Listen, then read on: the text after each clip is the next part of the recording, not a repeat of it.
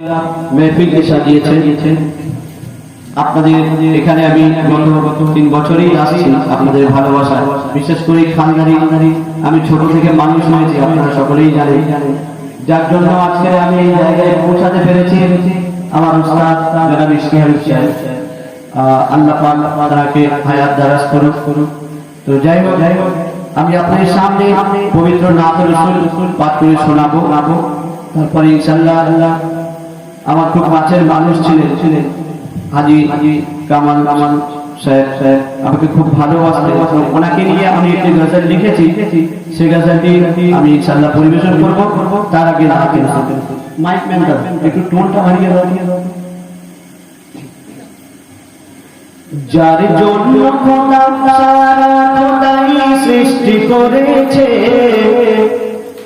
যার জন্য খোদা সারা খোদাই সৃষ্টি করেছে, সেই দয়ার নবী ধরার বুকে কদম রেখেছে, সেই দয়ার নবী ধরার বুকে কদম রেখেছে।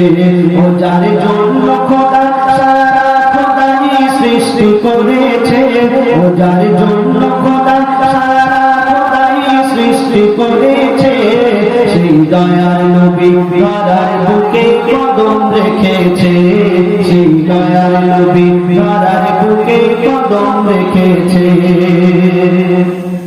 যার মুখ দেখিয়া